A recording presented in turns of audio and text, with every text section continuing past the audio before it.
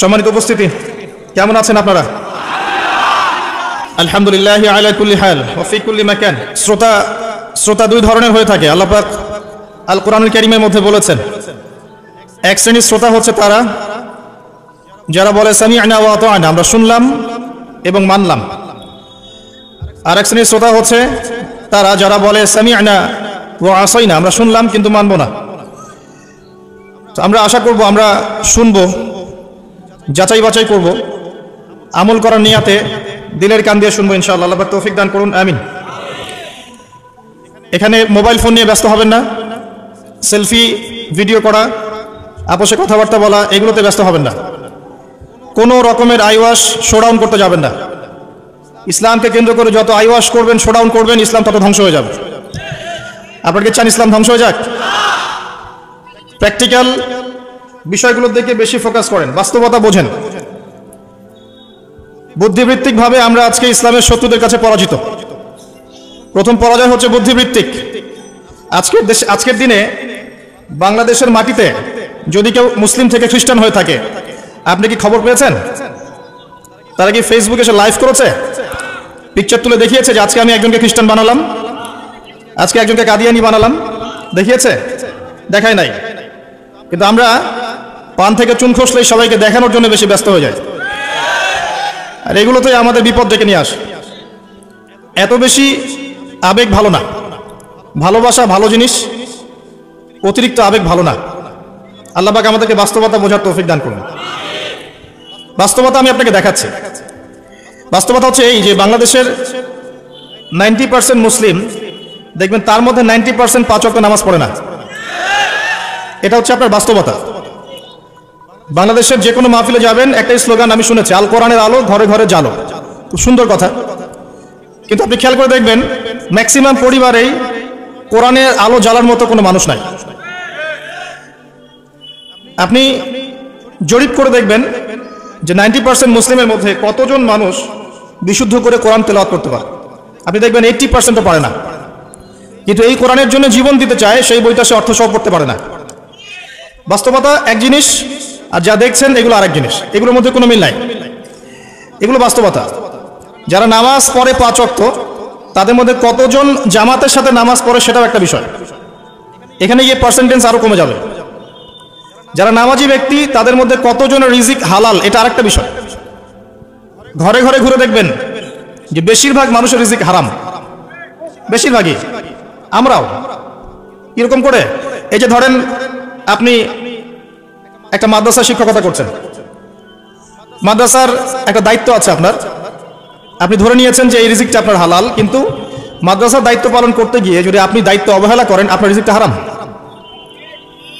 আপনি একজন মসজিদের ইমাম, মনে করছেন আল্লাহ আমাকে খুব পবিত্র রিজিক দিয়েছেন, মাশাআল্লাহ। আপনি যদি আপনার দায়িত্ব অবহেলা করেন, এই রিজিকটাও হারাম।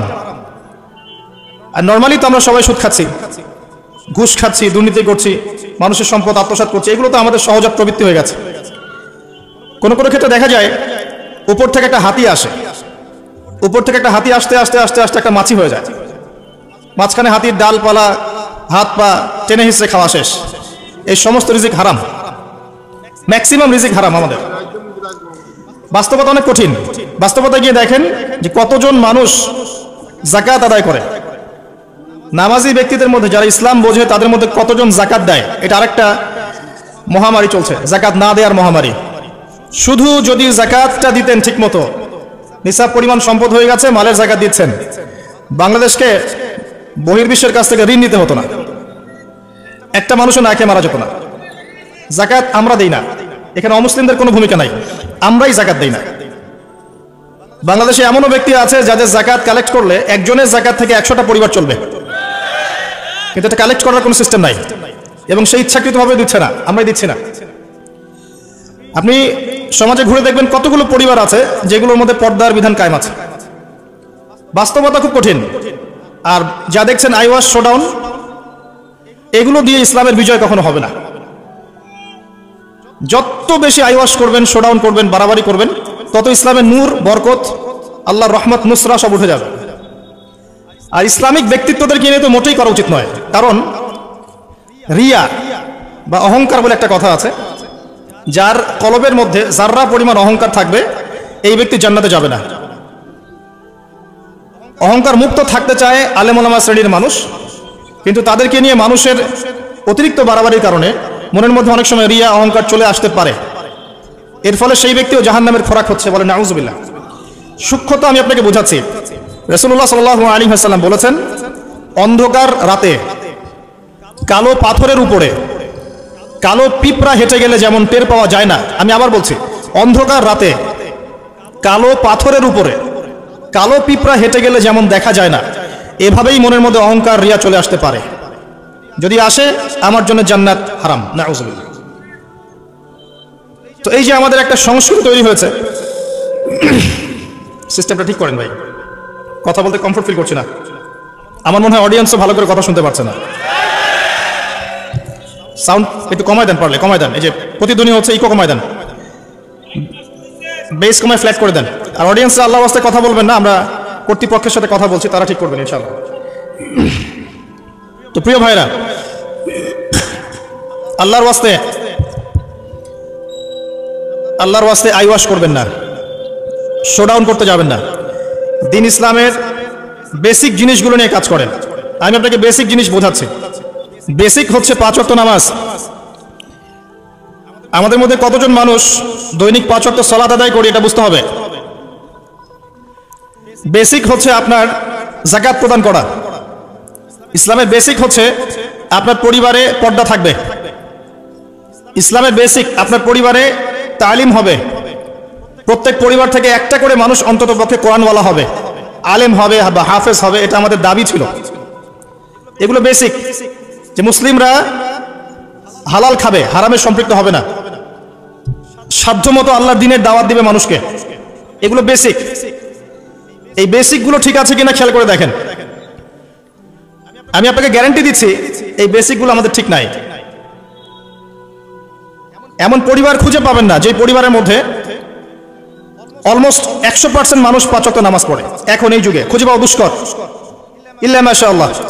এমন পরিবার আপনি খুঁজে পাবেন না যেখানে দেখবেন প্রত্যেক সদস্য কোরআন তেলাওয়াত করতে পারে, ইল্লা মাশাআল্লাহ, বা কোরআনের হাফেজ বা আলেম হয়েছে, খুব কম। এমন পরিবার এখন খুঁজে পাওয়া দুষ্কর যেখানে প্রত্যেকটা রিজিক হালাল, পরিবারের মধ্যে কোনো অপসংস্কৃতি নাই, পরিবারের মধ্যে ফ্রি মিক্সিং নাই, সুদ নাই, হারাম টাকা আসছে না, বেপরদামি নাই। পরিবারের ছেলেমেয়েরা আল্লাহর ওয়াস্তে আল্লাহর লাইনে পড়াশোনা করছে, দ্বীনের খেদমত করার চেষ্টা করছে। এমন পরিবার খুব রেয়ার। যখন বেসিক ঠিক থাকবে না, তখন বড় বড় স্বপ্ন দেখে আসলে কোনো লাভ নাই। একটা বিল্ডিং নির্মাণ করতে চান, তার বেস যদি ঠিক না থাকে, তাহলে আপনি 10-20 তলার স্বপ্ন দেখে আসলে কোনো ফায়দা নাই। এর পরেও আছে যারা দ্বীনের রিপ্রেজেন্টেটিভ, তাদের মধ্যে আপনি দেখবেন ভিতরে দ্বীন নাই। বাইরে যদিও মনে হয় যে দ্বীন দিয়ে ভর্তি, ভিতরে আসলে দ্বীনের কোনো বালাই নাই, ইল্লা মাশাআল্লাহ। আবার আপনি দেখবেন যারা ধর্মতাত্ত্বিক ক্ষেত্রে জাতিকে দিক নির্দেশনা দিবে, এরাই শতটা বিভক্ত 1000টা দলে, এবং প্রত্যেকেই বলছে যে আমি হক, বাকি সবাই বাতিল। সিচুয়েশন খুব ক্রিটিক্যাল। এর উপরে আবার আছে সামাজিক অবক্ষয়, এর উপরে আবার আছে রাজনৈতিক সমস্যা, তার উপরে আবার আছে বৈশ্বিক ওয়ার্ল্ড অ্যাফেয়ার্সের প্রবলেম এবং ইকোনমিক স্যাংশন, অর্থনৈতিক দাসত্ব। সব মিলে বিশ্বের অবস্থা ভালো না। এখানে তৃপ্তির ঢেকুর তোলার কোনো সুযোগ নাই যে সবকিছু সুন্দরভাবে চলছে, আসলে তা নয়। এখন প্রথমত দৃষ্টিভঙ্গির কথা বলবো। দৃষ্টিভঙ্গি পরিবর্তন না করতে পারলে সমস্যা আছে। বাস্তবিক হন, প্র্যাকটিক্যালে মুসলিমদের অবস্থা আসলে ভালো না। এবং পুরো বিষয়ের রিয়েলিটি বুঝতে হলে আপনাকে খিদির আলাইহিস সালাম হতে হবে। এই ব্যক্তি আবার কে? খিদির আলাইহিস সালামকে পাবেন কোথায়? কোথায় আছে? সূরা কাহফে আছে। নবী মুসা আলাইহিস সালাম প্রশ্ন করছেন, নৌকাটা কেন ফুটা করলেন? নবী মুসা আলাইহিস সালাম প্রশ্ন করছেন, এই বাচ্চাটাকে কেন হত্যা করলেন? নবী মুসা আলাইহিস সালাম প্রশ্ন করছেন, দেয়ালটা কেন নির্মাণ করলেন? মুসা আলাইহিস সালাম বাইরের চোখ দিয়ে দেখছেন, তিনি ভিতরের কথা বুঝতে পারছেন না। কিন্তু খিদির আলাইহিস সালাম আল্লাহর নূর দিয়ে দেখছেন, তাই তিনি দূরদর্শিতার সাথে দেখতে পাচ্ছেন প্রতিটা ঘটনার পিছনের কারণ কি। যদি নৌকা ফুটা না করতেন তাহলে জলদস্যু নিয়ে যেত। যদি বাচ্চাটাকে হত্যা না করতেন, এই বাচ্চা বড় হয়ে অনেক বড় কাফের হতো। যদি এই দেয়াল নির্মাণ না করতেন, এই দেয়ালের নিচে রাখা সঞ্চিত সম্পদ এতিম বালকরা পেত না। ঘটনা কি পড়েছেন কখনো? এই ঘটনা কারা কারা পড়েছেন হাত তোলেন দেখি। এই হচ্ছে বাস্তবতা, হাত নামান। এই ঘটনাটা একটা আপনাকে এপিস্টিমোলজি দিবে। এপিস্টিমোলজি মানে হচ্ছে জ্ঞানতাত্ত্বিক দর্শন। এটা একটা ফিলোসফিক্যাল থট, জ্ঞানতাত্ত্বিক দর্শন, এপিস্টিমোলজি, জ্ঞান তত্ত্ব। মুসা আলাইহিস সালাম বাইরের চোখ দিয়ে দেখছেন। এখনকার পুরো বিশ্বের এডুকেশনাল ফিলোসফিটা এরকমই, সবাই বাইরের চোখ দিয়ে দেখতে চায়। কিন্তু খিদির আলাইহিস সালাম ভিতরের চোখ দিয়ে দেখতেন। তিনি বুঝতে পেরেছেন কেন নৌকা ফুটা করতে হবে, কেন এই বাচ্চাকে হত্যা করতে হবে, আর কেন দেয়া দিনমার করতে হবে। এটা মুসা আলাইহিস সালাম বুঝতে পারেন নাই। অতএব এই বিশ্বে যদি আপনি প্রতিটা বিষয়ের সমাধান চান, সলিউশন ফাইন্ড আউট করতে চান, রিয়েলিটি বুঝতে চান, তাহলে আপনাকে এক চোখ দিয়ে দেখলে হবে না। শুধু বাইরের চোখ দিয়ে দেখলে আপনি সব বুঝতে পারবেন না, ফুল স্টপ। শুধু বাইরের চোখ দিয়ে দেখলে আপনি সব বুঝতে পারবেন না। আই রিপিট, শুধু বাইরের চোখ দিয়ে দেখলে আপনি সব বুঝতে পারবেন না। আপনাকে আল্লাহর নূর দিয়ে দেখতে হবে, আল্লাহর কলব, আপনার জাগ্রত কলব দিয়ে দেখতে হবে, যেমনটা খিদির আলাইহিস সালাম করেছেন। বাহ্যিক চোখ দিয়ে আপনি সব কিছুকে দেখলে মনে হবে যে বিশ্ব এগিয়ে যাচ্ছে, কিন্তু ভিতর দিয়ে দেখলে, আল্লাহর নূর দিয়ে দেখলে বুঝতে পারবেন বিশ্ব আগাচ্ছে ঠিকই, কিন্তু তার ধ্বংসের দিকে আগাচ্ছে। সময়ের জন্য অপেক্ষা করতে থাকেন, এক পর্যায়ে কথাগুলো বুঝে আসবে ইনশাআল্লাহ। হয়তো এখন মাথার উপর দিয়ে যাচ্ছে, ইল্লা মাশাআল্লাহ। আগে জ্ঞানতাত্ত্বিক দর্শনটা ঠিক করেন। আমাদের দর্শনটা এখন এমন যে চাক্ষুষ যা দেখব সেটাই সত্য, অথবা পরীক্ষা নিরীক্ষা পর্যবেক্ষণের মাধ্যমে যে সিদ্ধান্তে আসা যাবে সেটাই সত্য। এবং আমাদেরকে পশ্চিমা বিশ্ব এটাই শিখিয়েছে, পশ্চিমারা আমাদেরকে এটাই শিখিয়েছে যে পরীক্ষা নিরীক্ষা, যুক্তি, বিজ্ঞান, দর্শন, এগুলোর মানদণ্ডে যা লাভ করা যাবে সেটাই জ্ঞান। এর বাইরে জ্ঞানের কোনো অস্তিত্ব নাই। এই জন্য আল্লাহ তারা বিশ্বাস করে না, কারণ আল্লাহকে দেখা যায় না, সিম্পল। মালায়েকা, ফেরেশতা তারা বিশ্বাস করে না, কারণ ফেরেশতাকে দেখা যায় না। জিন জাতিকে তারা বিশ্বাস করে না, কারণ তাকে দেখা যায় না। একইভাবে রূহ বা আত্মা, স্বপ্নের ব্যাখ্যা, আপনার ঘুম, আপনার কবরের আযাব, মিজান, ফুলসিরাত, জান্নাত, জাহান্নাম, আগেকার আসমানি কিতাব, নবী রাসূলগণ, কাউকে দেখা যায় না। অতএব এগুলোর কোনো অস্তিত্ব নাই, এটা তাদের দর্শন। এবং এই ফিলোসফি দিয়ে সারা বিশ্ব এখন চলছে। লান নুমিনা লাকা হাত্তা নারাল্লাহা জাহরা, যেমনটা বনু ইসরাইল বলেছিল, সূরা বাকারার দিকে আছে প্রথম দিকে, হে মুসা, আমরা তোমার কথায় বিশ্বাস করব না যতক্ষণ না আল্লাহকে চাক্ষুষ দেখছি। কিন্তু Islamic philosophy different. Islamic philosophy হচ্ছে এমন, ওয়াকুলিল হাক্কু মির রাব্বিকুম, হক বা জ্ঞান, সত্য তোমার রবের পক্ষ থেকে আসে। ফালা তাকুনান্না মিনাল মুমতারিন, তুমি সন্দেহবাদীদের অন্তর্ভুক্ত হও না। সূরা কাফির 29 নম্বর আয়াতে আল্লাহ পাক আরো বলেছেন, ওয়াকুলিল হাক্কু মির রাব্বিকুম ফামান শাআ ফালইউমিন ওয়া মান শাআ ফালইয়াকফুর। হক আল্লাহর পক্ষ থেকে আসে, জ্ঞান আল্লাহর পক্ষ থেকে আসে, সত্য মিথ্যার মানদণ্ড আল্লাহর পক্ষ থেকে আসে, ন্যায় অন্যায়ের মানদণ্ড আল্লাহর পক্ষ থেকে আসে, মানুষের মস্তিষ্ক থেকে বের হয় না। আর আল্লাহর পক্ষ থেকে যা আসে তাকে যুক্তি, বিজ্ঞান, দর্শন এগুলো দিয়ে প্রমাণ করা যাবেই, এটা জরুরি না। এমন অনেক বিষয় হতে পারে আল্লাহর পক্ষ থেকে আসতে পারে যেটাকে আপনি যুক্তি, বিজ্ঞান, দর্শন দিয়ে প্রমাণ করতে পারবেন না, কারণ এগুলোর সীমাবদ্ধতা আছে, আল্লাহর জ্ঞানের কোনো সীমাবদ্ধতা নাই। আমার কথা কি বোঝা যায়? কথাগুলো হয়তো ইয়াংরা বুঝতে পারবেন। আর আমি জানি লেকচার যত আগাবে মুরব্বীরা তত উঠে চলে যাবে, আমি এটা ফিল করেছি আর কি। কিন্তু আমি এটা বিশ্বাস করি, আগামী দিনের ইসলামের ধারক এবং বাহক হবেন যুবকরা ইনশাআল্লাহ, এবং যুবতীরাও, এবং আমাদের পরবর্তী জেনারেশন যারা আমাদের ছেলে বা মেয়েরা আসছে তারা, আমাদেরকে দ্বারা যদি খেদমত না হয়, কাজ না হয়, এবং আমরা যদি দায়িত্ব পালন করতে না পারি, আল্লাহ পাকের একটা সুন্নাহ আছে, সেটা হলো সূরা মুহাম্মাদের শেষের দিকে আছে, ইয়াস্তাবদিল কওমান গায়রাকুম, আল্লাহ পাক অন্য কওমকে তোমাদের জায়গায় নিয়ে আসবেন, তোমাদেরকে সরিয়ে দিবেন। আমার মতো অপদার্থ দিয়ে যদি কাজ না হয়, আল্লাহ পাক আমাদেরকে সরিয়ে দিবেন, দিয়ে অন্য বড় বড় স্কলার তৈরি করবেন ইনশাআল্লাহ। আল্লাহ পাকের সুন্নাহ আছে কিছু, ইন তানসুরুল্লাহ ইয়ানসুরকুম, তোমরা যদি আল্লাহকে সাহায্য করো, আল্লাহর দ্বীনকে সাহায্য করো, তবেই আল্লাহর সাহায্য আসবে, অন্যথায় আসবে না। আল্লাহ পাকের সুন্নাহ, আল্লাহর সুন্নাহ এগুলা। নাসুল্লাহ ফানাসিয়াহুম, মানুষ যদি আল্লাহকে ভুলে যায়, আল্লাহও তাদেরকে ভুলে যাবে, এগুলো আল্লাহর সুন্নাহ। ইন্নাল্লাহা লা ইউগাইয়িরু মা বিকওমিন হাত্তা ইউগাইয়িরু মা বিআনফুসিহিম, আল্লাহ পাক কোনো কওমের অবস্থা ততক্ষণ পরিবর্তন করেন না যতক্ষণ তারা তাদের অবস্থা পরিবর্তনের চেষ্টা করে না। এগুলো আল্লাহর সুন্নাহ। তাই আমাদেরকে দিয়ে যদি কাজ না হয়, খেদমত না হয়, উম্মার যদি কোনো কল্যাণ না থাকে, আল্লাহ পাক আমাদের সবাইকে সরিয়ে দিবেন ইনশাআল্লাহ, এবং নতুন কওমকে নিয়ে আসবেন। এমন হতে পারে অমুসলিমদেরকে আল্লাহ পাক ইসলামের সৌন্দর্য দেখিয়ে, ইসলাম কবুল করিয়ে এইসব জায়গায় নিয়ে আসবেন, তারা দিনের খেদমত করবে ইনশাআল্লাহ। কারণ আমরা আগাছা, নিজেকে দিয়ে বুঝতে পারছি, মানুষের দিকে চোখ তোলার আঙ্গুল তোলার দরকার নাই, নিজেকে দিয়ে বুঝতে পারছি আমরা সবাই আগাছা। আল্লাহ পাক সূরা আরাফের 179 নম্বর আয়াতে বলেছেন, ওয়ালাকাদ যারানা লিজাহান্নামা কাসীরাম মিনাল জিন্নি ওয়াল ইনস, প্রচুর জিন আর মানুষকে দিয়ে আমি জাহান্নাম পূর্ণ করব। খুশি হচ্ছেন? প্রচুর জিন আর মানুষকে দিয়ে আমি জাহান্নাম পূর্ণ করব। কি অপরাধ ছিল? লাহুম কুলুবুন লা ইয়াফকাহুনা বিহা, কলব দিয়েছিলাম উপলব্ধি করতো না। ওয়ালাহুম আযানুন লা ইয়াসমাউনা বিহা, কান দিয়েছিলাম শুনতো না। ওয়ালাহুম আ'য়ুনুন লা ইউবসিরুনা বিহা, চোখ দিয়েছিলাম দেখতো না। উলাইকা কাল আনআম, উলাইকা কাল আনআম, উলাইকা কাল আনআম, এরা হচ্ছে গবাদি পশুর মতো। দে আর জাস্ট লাইক ক্যাটলস, গবাদি পশুর মতো। বাল হুম আদাল, বরং তার চাইতেও এরা নিকৃষ্ট। বা উলাইকা হুমুল গাফিলুন, এরা হচ্ছে গাফিল সম্প্রদায়। নিজেকে এমনই মনে হয়, হৃদয় দিয়েছেন আল্লাহ পাক, হয়তো বুঝতে পারছি না। আল্লাহ পাক কান দিয়েছেন, শুনি না। চোখ দিয়েছেন আল্লাহ পাক, দেখি না। কোন চোখ? বাইরের চোখ তো আবু জেহেলেরও ছিল না? তা আবু জেহেল দেখতে পারলো না কেন? সত্য কোনটা? তার কোন চোখ অন্ধ ছিল? হৃদয়ের চোখ। আলী রাদিয়াল্লাহু আনহু আর আবু জেহেল দুজনকে আপনি চোখের ডাক্তারের কাছে পাঠান, চোখ টেস্ট করান, দেখবেন দুজনের বাইরের চোখ মাশাআল্লাহ 6 পারফেক্ট চোখ।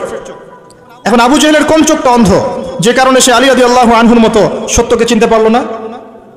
উত্তর দেন। হৃদয়ের চোখ।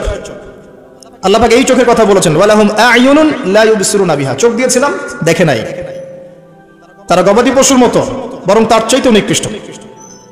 5 বার আজানের ডাক হচ্ছে হাইয়া আলাস সালাহ, এক ওয়াক্ত নামাজ জামাতের সাথে পড়বে না। আপনি কি একে গবাদি পশুর চেয়ে বেশি মনে করেন?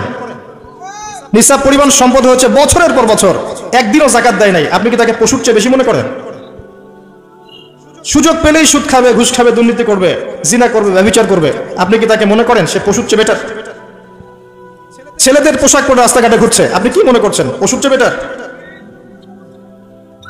জুয়া, ক্যাসিনো, মাদকের মধ্যে ডুবে আছে টিকটক প্রজন্ম, টিকটক প্যারালাইজ প্রজন্ম, অপদার্থ, জানোয়ারের মতো এবং একই সাথে বুদ্ধিবৃত্তিকভাবে প্রতিবন্ধী। এই প্রজন্মকে দিয়ে আপনি আশা করছেন ইসলামের পতাকা নিয়ে তারা সামনে যাবে? এরা কি জন্তু জানোয়ারের চেয়ে বেটার? জীবনের কোনো উদ্দেশ্য নাই। এই যে বাবা মা পড়াশোনা করাচ্ছে, টাকা খরচ করছে লক্ষ লক্ষ কোটি কোটি টাকা, ওর জীবনে কোনো উদ্দেশ্যই নাই।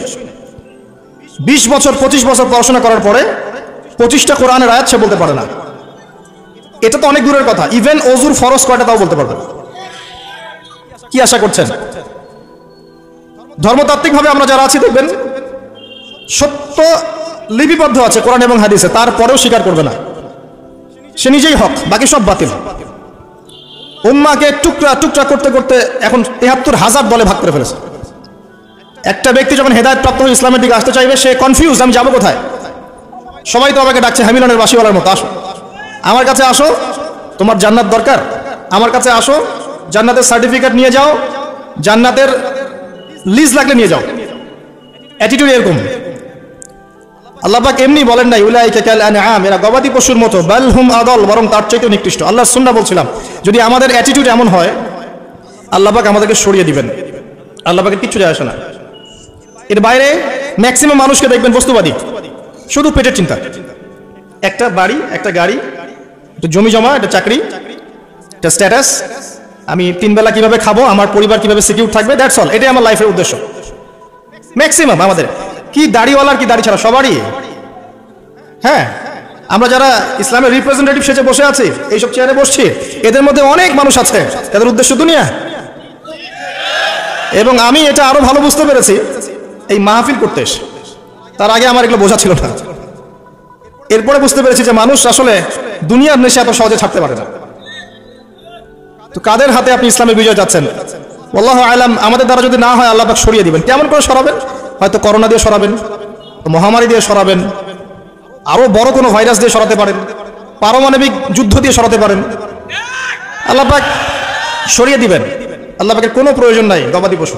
আমি বলি আপনাকে যে এখানে যে আল্লাহ পাক বলেছেন বেশিরভাগ মানুষকে জাহান্নামের জন্য সৃষ্টি করেছি, তাদের সংখ্যাটা আল্লাহ পাক বলেছেন সহিহ বুখারীর মধ্যে 4 বার।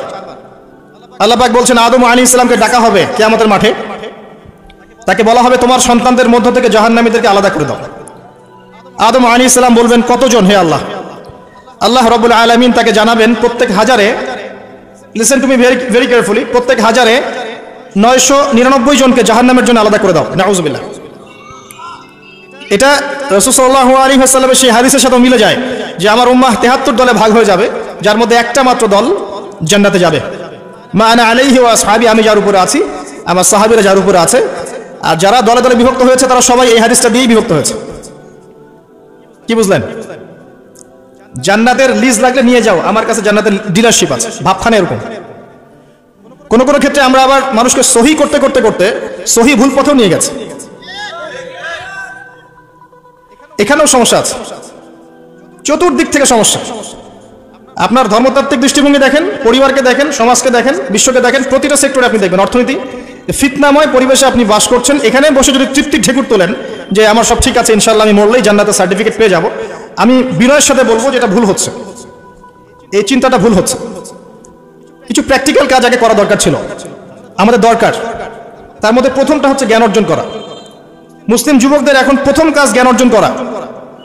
বড় বড় চিন্তা পরে, আগে জ্ঞান অর্জন করেন। ইকরা বিসমি রাব্বিকাল্লাযী খালাক, এই আয়াতের উপর আমল করেন। কি জ্ঞান অর্জন করবেন? যারা মাদ্রাসা লাইনে পড়ছেন পড়তে থাকেন, যারা জেনারেল লাইনে পড়ছেন পড়তে থাকেন। উভয় দিকের যে দ্বিমের মেরুকরণ আছে এটাকে আপনাকে হারমোনিয়াসলি কানেক্ট করতে হবে। যেমন কিছু সাবজেক্ট আপনাকে পড়তে হবে, আপনি মাদ্রাসা লাইনেই পড়েন আর জেনারেল লাইনেই পড়েন। প্রথম সাবজেক্ট হচ্ছে আল কোরআন, এর উপরে কোনো জ্ঞান নাই। আল কোরআন, আল কোরআনের মধ্যে আবার কিছু কাজ আছে। আল কোরআনের প্রথমত তেলাওয়াত শিখতে হবে এবং নিয়মিত তেলাওয়াত করতে হবে। আপনি যদি আল কোরআনের নিয়মিত তেলাওয়াত করেন আপনাকে কেউ বাধা দিবে? আমরা অনেক সময় আঙ্গুল তুলে রাখি উপরের দিকে, কিন্তু যে কাজগুলো আমরা করতে পারি সেগুলোই করি না। আপনি কোরআন চর্চা করেন, কেউ বাধা দিবে? প্রথম সাবজেক্ট আপনার কোরআন, এর তিলাওয়াত। এরপরে হচ্ছে অ্যারাবিক ল্যাঙ্গুয়েজ। অ্যারাবিক ল্যাঙ্গুয়েজের মধ্যে নাহু সরফ শিখতে হবে। মাদ্রাসা যে ক্লাসিক্যাল বইগুলো আছে সরফের এবং নাহুর, এসো আরবি শিখি, আবু তাহের মেজবা শাইখের যে কোর্সগুলো আছে, বরেন ওলামায়ে কেরাম যারা আছেন কওমি মাদ্রাসার এবং যারা অ্যারাবিক সেকশনে খেদমত করছেন এদের কাছে গিয়ে পড়ে থাকেন, পড়ে থেকে অ্যারাবিকটা শেখেন। অ্যারাবিক শিখলে আপনি কোরআনের অর্থটা বুঝতে পারবেন। আর কোরআনের অর্থ না বুঝলে আল্লাহর নূর আপনার কলবে আসবে না। কোরআনের অর্থ না বুঝলে আল্লাহ নূর কোশ্চিন কালেও আসবে না, আপনি খিদির হতে পারবেন না। এবং এই কোরআন কোনো সাম্প্রদায়িক বই নয়, এটা সবার জন্য। এই কোরআন সবার জন্য, পুরো মানব জাতির জন্যই, শুধু আমাদের মুসলিমদের অথরিটি না, এটা আমাদের পৈতৃক সম্পত্তি নয়, এটা পুরো মানব জাতির জন্য। এবং কোরআনের সাথে আপনাকে তাফসিরগুলো পড়তে হবে। আপনার কাছে যে তাফসিরটা ভালো মনে হয়, হোক সেটা জালালাইন অথবা মাআরিফুল কোরআন অথবা ইবনে কাসির, যেটা আপনার কাছে বেস্ট মনে হয় সেটাই পড়েন। আমি এখানে সংকীর্ণ মানসিকতা আর মানহাজ মাযহাবের এই যে বিভক্তি, এগুলো থেকে আপনাদেরকে ঊর্ধ্বে চিন্তা করতে বলছি। এগুলো ঊর্ধ্বে ওঠেন, আপনি পরিপূর্ণ জ্ঞান পাবেন ইনশাআল্লাহ। একটা সম্প্রদায়ের সাথে কানেক্টেড হয়ে থাকলে বাকিদের কাছ থেকে আর জ্ঞান পাবেন না, ফুল স্টপ। আপনি একটা সম্প্রদায়ভুক্ত হয়ে গেলে আপনি বাকিদের থেকে আর জ্ঞান পাবেন না। আপনার কাছে মনে হবে এটাই চূড়ান্ত হক, এর বাইরে কোনো হক নাই।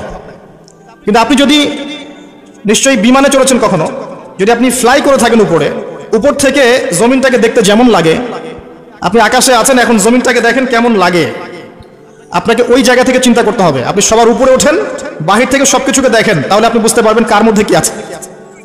কোন একটা ঢুকে গেলে আর বুঝতে পারবেন না এখানে কি সমস্যা আছে, আপনার চোখের সামনে পর্দা পড়ে যাবে। কথা কি বুঝতে পারেন? আল্লাহ বোঝার তৌফিক দান করুন। কোরআন শেখেন, তাফসীর পড়েন। আপনি ফিকহি বিষয় উদার হয়ে যান। এখানে কোনো সংকীর্ণতার অবকাশ নাই। ইসলামের বৈচিত্র্য ইসলামের সৌন্দর্য, ইসলামের এই বৈচিত্র্যটাই ইসলামের সৌন্দর্য। কেউ যদি বলে যে এই দল এটাই চূড়ান্ত হক, এর বাইরে হকের কোনো মানদণ্ড নাই, সে ডাহা মিথ্যা কথা বলছে। ফিকহি বিষয়ে সাহাবায়ে কেরাম উদার ছিলেন, যাদের কাছে যতটুকু দলিল পৌঁছেছে অতটুকুর আলোকে তারা তাদের দল বানিয়ে নিয়েছে। কিন্তু এর মাঝখানেও একটা উম্মাতান ওয়াসাতা আছে, মধ্যম পন্থায় চিন্তা আপনাকে করতে হবে, সংকীর্ণ মানসিকতা থেকে বের হতে হবে। ওই আব্বাসীয় খেলাফতের সময় যখন মঙ্গোলিয়ানরা আক্রমণ করেছিল বাগদাদকে, এই জায়গাটা ভালো করে বোঝেন। যখন মঙ্গোলিয়ানরা আক্রমণ করেছে বাগদাদকে, তখনও কিছু মানুষ বসে বসে ঝগড়া করছিল, বাহাস করছিল যে কাকড়া খাওয়া হালাল না হারাম। আমার কথা বুঝতে পারেন? কাকড়া খাওয়া হালাল না হারাম এটা নিয়ে বাহাস করছিল। অলরেডি মঙ্গোলিয়ানরা হামলা করে দিয়েছে। পুরো বৈশ্বিক প্রেক্ষাপটে আমরা এখন সেটাই করছি। পুরো বিশ্বের প্রেক্ষাপটে মুসলিমদের যে অবস্থা, এখন আমরা অভ্যন্তরীণভাবে এটাই করছি। কে হাত কোথায় বাঁধবেন, কে কোথায় পায়ে পা লাগাবেন কি লাগাবেন না, আস্তে আমিন বলবেন না জোরে বলবেন, তারাবির নামাজ সামনে তার একটা বাহাস আসবে, 20 পড়বেন 8 পড়বেন, ঈদের নামাজ কত তাকবীরে পড়বেন ইত্যাদি। যে মাসআলাগুলোকে নিয়ে সাহাবায়ে কেরামের যুগ থেকে শুরু করে ইখতিলাফ চলে আসছে, এগুলো নিয়ে আমরা কিয়ামত পর্যন্ত ইখতিলাফ করতেই থাকবো, বলেন ঠিক তাই না? এটাই করছি আমরা। এবং সারা বিশ্বের প্রেক্ষাপটে আমাদেরকে আজকে চতুর্দিক থেকে গলার মধ্যে রশি পেঁচিয়ে টান দেয়া হয়ে গেছে, খালি ফাঁসির কাজটা ঝোলা বাকি এখন আমাদের। উদাহরণটা এভাবে দিতে পারি আমি, যারা বোঝার তারা বুঝবেন ইনশাআল্লাহ। সমুদ্রের ধারে দাঁড়িয়েছেন কখনো? অনেকে দাঁড়িয়েছেন, ওখানে কিছু চোরাবালি থাকে, আছে চোরাবালি আছে। এই চোরাবালিতে কেউ যদি ডুবে যায়, দেখা যায় যে আস্তে আস্তে তার হাঁটু, তারপরে তার কোমর, তারপর বুক আস্তে আস্তে ডুবতে থাকে। আমাদের অবস্থাটা এখন এমন হয়েছে যে প্রথমে আমাদের উম্মাহ এই দেহটা একটা চোরাবালিতে পড়েছিল, পড়ে তার প্রথমত টাকলু পর্যন্ত ডুবেছে, সে হাত পা ছোড়াছড়ি করছে, আমাকে বাঁচাও, আমাকে উঠাও। চারপাশে উম্মার অনুসারী মানুষরা ছিলেন, তারা বলছে নড়াচড়া করবেন না, নড়াচড়া করবেন না, নড়াচড়া করলে আরো ডুবে যাবেন, ওইভাবে থাকেন। উম্মাহ বেচারা এভাবেই ছিল। তারপর আস্তে আস্তে আস্তে আস্তে তার হাঁটু পর্যন্ত ডুবে গেল, সে অস্থির হয়ে ছটফট করছে, আমাকে বের করো, আমাকে বের করো, আমি ডুবে যাচ্ছি। আশপাশের মানুষ বলছে রিল্যাক্স, নড়াচড়া করবেন না, নড়াচড়া করলে আপনি ডুবে যাবেন। এভাবে আস্তে আস্তে কোমর, আস্তে আস্তে বুক, এখন গলা পর্যন্ত ডুবে গেছে। এখনো উম্মাহ চিৎকার করছে, আমাকে বের করো, আমাকে বের করো, আমি ডুবে যাচ্ছি। আশপাশের মুসলিমরা বলছে নড়াচড়া করতে যায় না, নড়াচড়া করতে যায় না, ওইটাও ডুবে যাবে। কে টেনে তুলবে একে এখন? যারা আশপাশে আছে এই দুরবস্থায় এবং এই দায়িত্ব পালন করে নাই, আল্লাহ পাক অচিরে তাদেরকে সরিয়ে দিবেন ইনশাআল্লাহ, কোনো সন্দেহ নাই। নতুন কোনো কওম আসবে ইনশাআল্লাহ, নতুন কোনো প্রজন্ম আসবে ইনশাআল্লাহ, যারা এই উম্মাহটাকে আবার তুলবে ইনশাআল্লাহ তাআলা। এবং আমরা জানি, আমরা আখিরুজ্জামান স্টাডি করে দেখেছি যে বিশ্বের সামনে এমন সময় আসবে যখন ঈসা ইবনে মারইয়ামকে আল্লাহ পাক নামাবেন, এবং এই বিষয়ে কোনো সন্দেহ নাই। আর নেটো যদি চেষ্টা করে তাকে থামাতে পারবে না। কথা বুঝতে পারেন নাই? পৃথিবীর কোনো শক্তি তাকে আটকাতে পারবে না। আল্লাহ পাক এটা বলে দিয়েছেন, সিরিয়ার দামেস্কের সাদা মিনারের উপরে 2 জন ফেরেশতার কাঁধে ভর করে ঈসা ইবনে মারইয়ামকে আল্লাহ পাক পাঠাবেন। হাদিস এভাবে এসেছে, তার চুলগুলো ছিল ব্রাউন কালার এবং অনেক কাঁধ পর্যন্ত লম্বা, চুলগুলো দিয়ে টপ টপ করে পানি পড়তে থাকবে, দেখে মনে হবে মুক্তা ঝরে পড়ছে। এত স্পেসিফিকলি কোন কিতাবে বলা থাকতে পারে, কোন রিলিজনের মধ্যে থাকতে পারে ইসলাম ছাড়া? ইসলামই তো সেই রিলিজন যেখানে আপনি হায়েজ নিফাসের মাসআলা পাবেন, পররাষ্ট্রনীতিও পাবেন। অন্য কোথাও আছে? ঈসা ইবনে মারইয়ামের চুল দিয়ে টপ টপ করে পানি পড়তে থাকবে, এটা পর্যন্ত বলা আছে। এবং আল্লাহ পাক বলেছেন, তার রাসূলের মাধ্যমে জানিয়েছেন সাল্লাল্লাহু আলাইহি ওয়াসাল্লাম, যে ঈসা ইবনে মারইয়াম প্যালেস্টাইনের বাবেলুদ নামক জায়গায় মাসিহুদ দাজ্জালকে হত্যা করবে ইনশাআল্লাহ। এবং এখান থেকে, ওই জেরুজালেম থেকে তিনি পুরো বিশ্বে ইসলামী খেলাফা বাস্তবায়ন করবেন। এটা কত বছর পর? এটা ননসেন্স প্রশ্ন। এটা কত বছর পর? এই প্রশ্নটা হচ্ছে এমন প্রশ্ন যে আদম আলাইহিস সালাম আর হাওয়া আলাইহিস সালাম যে গাছের ফল খেয়েছিলেন, ওই গাছের নাম কি? এই প্রশ্ন যেমন ভিত্তিহীন, ননসেন্স প্রশ্ন, এরকমই ননসেন্স প্রশ্ন হচ্ছে কত বছর পর এটা হবে। এটা দিয়ে আপনার কি দরকার? কত বছর পর হবে এদি আপনি কি করবেন, আমি কি করব? কারণ আমরা তো অপদার্থ, আগাছা, আমাদের সাথে এগুলো সাথে কি? আমাদের তো বেসিকই ঠিক নাই। ঈসা ইবনে মারইয়াম এর হাতে আল্লাহ রাব্বুল আলামিন 40 বছর পৃথিবীর খেলাফা রাখবেন ইনশাআল্লাহ তাআলা। তখনকার যে প্রজন্মটা থাকবে, এই প্রজন্ম ইনশাআল্লাহ ওই চোরাবালিতে ডুবে যাওয়া উম্মাহকে টেনে বের করবে ইনশাআল্লাহ আযজা ওয়া জাল। এখন সময়ের অপেক্ষা করে বসে থাকার জন্য আপনাকে পাঠানো হয়নি, আমাকে পাঠানো হয়নি। আল্লাহ পাক কিছু দায়িত্ব দিয়েছেন। প্রথমটা বলছিলাম, আপনাকে জ্ঞান অর্জন করতে হবে, এবং জ্ঞান অর্জনের প্রথম ধাপ হচ্ছে আল কোরআন। যে সেক্টরে পড়াশোনা করেন, তারপরে আপনি আসবেন আরবি ভাষা সাহিত্যে, এরপরে আসবেন তাফসিরে, অনুবাদে, এরপরে হাদিসের কিতাবগুলো পড়বেন। এবং লাভ দিয়ে কঠিন হাদিস পড়তে যাবেন না, রিকোয়েস্ট। আগে লাভ দিয়ে খপ করে সহিহ বুখারী ধরতে যাবেন না, আপনি বিভ্রান্ত হয়ে যাবেন। আই রিপিট, লাভ দিয়ে খপ করে সহিহ বুখারী ধরতে যাবেন না, আপনি বিভ্রান্ত হয়ে যাবেন। বলতে পারেন যে বেদাতি কথা বলছি কিনা, এটা ফকিহদের কথা, যারা ফুকাহায়ে কেরাম তাদের কথা। কারণ লাভ দিয়ে কেউ এমবিএ পড়তে পারে না, লাভ দিয়ে কেউ মেডিকেল সায়েন্সের বই পড়তে পারে না, এক লাফে কেউ এই যে ডক্টরেট করতে পারে না, পারে? তাকে ধাপে ধাপে উঠতে হয়, আপনাকে ধাপে ধাপে উঠতে হবে। হাদিসে আরবাইন দিয়ে শুরু করেন, যে মাদ্রাসায় কওমি নিসাবে যারা পড়েছেন সবাই জানেন এই বিষয়গুলো। ফয়জুল কালাম দিয়ে শুরু করেন, ক্লাসিক্যাল বই, বুলুগুল মারাম মিন আদিল্লাতিল আহকাম, এগুলো দিয়ে আগান। মিশকাতুল মাসাবিহ দিয়ে আগান। মিশকাত পড়তেই তো দাঁত ভেঙে যায়, এত সহজ মনে করেছেন? 2-4 পাতা হাদিস পড়ে নিজেকে মুফতি মনে করবেন না। ক্লাসিক্যাল বইগুলো অনেক কঠিন, এবং যারা আলেম ওলামা হয়েছেন এমনি এমনি হন নাই, সুদীর্ঘ পথ পাড়ি দিয়ে আলেম হয়েছেন। যখন আপনি কম জানবেন তখন মনে হবে যে আমি অনেক জানি, যখন বেশি জানবেন মনে হবে কিচ্ছু জানি না। আমার কথা বুঝতে চেষ্টা করেন। যখন কম জানবেন মনে হবে অনেক জানি, আমি পণ্ডিত, এটা হালাল এটা হারাম, এটা জায়েজ এটা নাজায়েজ। যত বেশি জানতে থাকবেন, যত বেশি আলেম ওলামার সহবতে পড়ে থাকবেন, দেখবেন আপনি কিচ্ছু জানেন না। এবং যত দিন যাচ্ছে আমি নিজেকে এই জায়গায় ফিল করি যে আমি আসলে কিছুই জানি না। এবং আমি যেখানে বসে কথা বলছি, রাতের অন্ধকারে আমার কান্না আসে যে আমি যে এখানে বসে কথা বলছি তাহলে উম্মার কি অবস্থা বোঝা আমার শেষ। কথা বুঝতে পারছেন না? এখানে বসা উচিত ছিল এমন মানুষের যাদের হাতে ইসলামের বিজয় হবে। সেখানে আমার মতো নগণ্য মানুষ বসে আছে, তার সাথে একটা ছবি তোলার জন্য মানুষ হুমড়ি খেয়ে পড়ছে। তাহলে চিন্তা করেন বাস্তবতা কি জিনিস। আল্লাহ পাক আমাদেরকে বুঝদান করুক। প্রত্যেকটা ঘরে ঘরে একটা করে ইসমাইলের মতো ছেলে তৈরি করেন আলাইহিস সালাম। প্রত্যেকটা ঘরে ঘরে একটা ওমর এবং খালিদের মতো ছেলে তৈরি করেন। মারিয়াম আয়েশা রাদিয়াল্লাহু আনহুমা তাদের মতো করে মেয়ে তৈরি করেন। আজকে থেকে 50 বছর পরে একটা রেজাল্ট পাবেন ইনশাআল্লাহ। ইসলামের বিজয় হুট করে হবে না। আল্লাহ পাকের সিস্টেম সুন্নাহ হচ্ছে আল্লাহ পাক হঠাৎ করে কিছু করেন না। রাত থেকে দিন হয়, ধীরে ধীরে হয়। দিন থেকে রাত হবে, ধীরে ধীরে হবে। ধাপ করে রাত হয় না, ধাপ করে দিন হয় না। আর আমরা এটা আশা করে বসে আছি যে ধাপ করে মনে হয় ইসলাম বিজয় হয়ে যাবে, জি না? ঈসা ইবনে মারিয়ামের সেই সময় আসতেও দেখবেন অনেক পর্যায়ে পার হবে। বিশ্ব এই অবস্থা থাকবে না, 1/3 মানুষই থাকবে না, ডেড। এবং কে জানে আগামী 10 বছরের মধ্যে নাও থাকতে পারে। আল্লাহু আলাম। যা শুরু হয়েছে বিশ্বে, যারা আমাদেরকে হিউম্যানিটি শিখাতো, এক সময় মানবতা শিখাতো, এরাই দেখবেন এখন অমানবিক আচরণ করছে। এটা ওপেন সিক্রেট। যারা আমাদেরকে মানবতার ধ্বজাধারী হয়ে আমাদেরকে মানবতা শেখায়, আমরা যদি বাধ্য হয়ে কারো কাছে বহির্বিশ্বের কাছে ঋণ চাই, আমাদেরকে নিয়ে ঠাট্টা মশকরা করে। আর এগুলো এখন সব মিডিয়াতে আসে, আমাদেরকে কিছু মনেই করে না। অ্যারোগেন্ট জাতি এই পশ্চিমারা। আল্লাহ পাক এমন কলিউশন লাগিয়ে দিবেন যে ওরা আপোষে মারামারি করে শেষ হয়ে যাবে, দেখে নিন। আল্লাহ পাক এমন কলিউশন লাগিয়ে দিবে যে পুরো ওই জায়গাটা ধসে যাবে। পৃথিবীর 3টা বড় বড় ভূমিকম্প বাকি আছে এখনো, তার মধ্যে একটা হবে পশ্চিমা বিশ্বে, আর একটা অবশ্য পূর্ব দিকে যেখানে আমরাও থাকি। আরেকটা হচ্ছে আমাদের আমিরুল মুমিনিনদের দেশে, দুবাই আরব কন্টিনেন্ট। তারা আমাদের এখন আমিরুল মুমিনিন না? অনেক মানুষ তাই মনে করে যে আরবিতে কথা বললেই আমিরুল মুমিনিন, কাবা ঘরে একটু ঘষা মাজা করলেই আমিরুল মুমিনিন। সুবহানাল্লাহ। আপনি এক চোখ দিয়ে দেখেছেন, আপনার ভিতরে চোখ অন্ধ। ইসরায়েল পুরো জায়গা ক্যাপচার করে ফেলবে অচিরেই ইনশাআল্লাহ তাআলা, নাকের ডগায় বসেই। এবং মুসলিমরা মেনেও নিবে সেগুলা, তার সাথে বন্ধুত্ব করে ফেলবে এবং সে ডমিনেট করবে পুরো আরব বিশ্বকে। চ্যালেঞ্জ করলাম, দেখে নিন ইনশাআল্লাহ তাআলা। আপনি এখন অন্ধ। ইমামুল মাহদি যখন আসবে তখন দেখবেন তার উপরেই চাপ সৃষ্টি করা হবে। ইমামুল মাহদিকে নিঃসন্দেহে সন্ত্রাসী বলা হবে যদি ওই সময় মিডিয়াগুলো থাকে, এবং মুসলিমরাই এগুলো ঢোল পিটাবে, দেখে নিন। এক শ্রেণীর মুসলিম বের হয়ে যাবে তখনও, যখন বলবে যে ইমামুল মাহদি খারেজি, এটাও বলবে।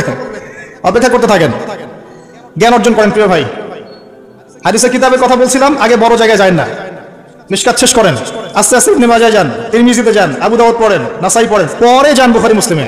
তখন কি ইনশাআল্লাহ আপনি বুঝতে পারবেন। আর এই পড়াশোনা করবেন কোথায়? একা একা বাজার থেকে যাব, পাবলিকেশন থেকে বই কিনবো, আরবি এবারত জবরজের পেশ দিয়ে আছে, পড়বো, বাংলা অনুবাদ করবো, মুফতি হয়ে যাবো, তাই নাকি?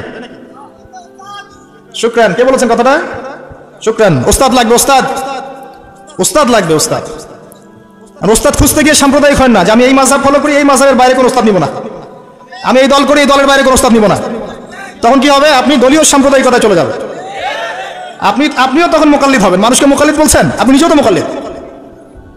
একজন আলেম বই লিখেছেন, ধরেন আমার হাতে একটা বই আছে, নামাজ শিক্ষার বই, কথা তো এখন এই বইটার মধ্যে তিনি কিছু দলিল দিয়েছেন, রেফারেন্স দিয়েছেন, নামাজকে সাবিত করেছেন, আপনি এখন সেটা ফলো করছেন। হাদিসের নাম্বারগুলো দেওয়া আছে, আপনি ফলো করছেন। ফলো করে বলছেন আমি গায়রে মুকাল্লিদ, তোমরা সবাই মুকাল্লিদ। এই যে বইটা তিনি লিখলেন, আপনি তো লেখককে ফলো করছেন, লেখক যা লিখেছেন তাই ফলো করছেন। অবশ্যই আপনিও তার মাযহাব মেনেছেন, তার মতকে মানে নাই, মেনেছেন নাকি? আপনি প্রত্যেকটা হাদিসকে যাচাই বাছাই করে দেখেছেন কোনটা সহিহ কোনটা জয়ীফ, দেখেছেন? তাহলে আপনি তার মত মেনেছেন, আর মত তো মানতেই হচ্ছে। এই মতটুকু না মানলে তো আমি দিন বুঝতেই পারবো না। পারবো? আমরা কি সবাই স্কলার, মুস্তাহিদ? আমরা কি সবাই ইস্তেহাদ করার যোগ্যতা রাখি? তাহলে নিঃসন্দেহে এমন মানুষের কাছে যেতেই হবে যিনি ইস্তেহাদ করার যোগ্যতা রাখেন। তিনি যখন গবেষণা করে একটা ফতোয়া দিবেন, আমি সেই ফতোয়াটাকে সর্বোচ্চ আমার সাধ্যমতো মেলানোর চেষ্টা করতে পারি।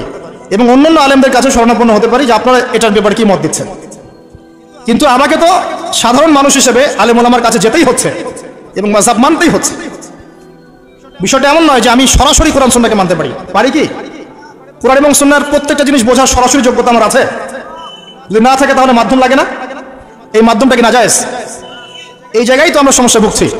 নিজে নিজে পণ্ডিত হয়ে যাই আর নিজে নিজে বিভিন্ন দল উপদল খুলে বসে থাকি, মানুষকেও আহ্বান করতে থাকি, আর যে আমার আহ্বানে সাড়া দেয় না তাকে বলে দেয় তুমি খারেজি। আল্লাহ পাক আমাদেরকে বোঝার তৌফিক দান করবে।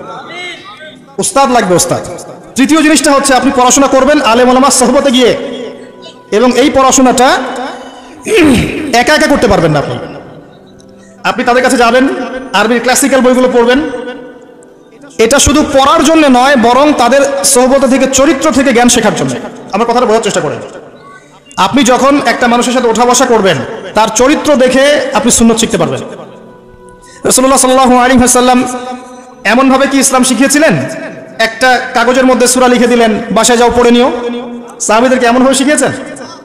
সাহাবায়ে কেরাম কোরআন সুন্নাহ তার সোহবতে এসে শিখেছেন, তাকে দেখে শিখেছেন। কেমন করে তিনি কথা বলেন, কেমন করে ওঠেন, কেমন করে বসেন, কেমন করে চিন্তা করেন, কিভাবে তিনি ঘোর সাওয়ার হন, বাসায় কি করেন, নামাজ কেমন করে পড়েন, প্রতিটা বিষয় তিনি তারা দেখে দেখে দেখে দেখে আয়ত্ত করেছেন। আব্দুল্লাহ ইবনে মাসউদ রাদিয়াল্লাহু আনহু সম্পর্কে বলা হয় যে তিনি এমনভাবে নবী সাল্লাল্লাহু আলাইহি ওয়াসাল্লামকে দেখেছেন, কপি করার চেষ্টা করেছেন, যে তিনি উঠতেন তার মতো করে, বসতেন তার মতো করে, কথা বলতেন তার মতো করে। সুবহানাল্লাহ। সোহবতেই আপনাকে নূর দিবে ইনশাআল্লাহ। এবং যখন আল্লাহর নূর প্রাপ্ত মানুষের কাছে গিয়ে আপনি থাকবেন, তখন আপনি বুঝতে পারবেন যে আপনার ভিতরে কোথায় ত্রুটি আছে। আপনার ভিতরে ত্রুটি কোথায় আছে এটা আপনি ধরতে পারবেন না, মানুষ ধরিয়ে দিতে হবে।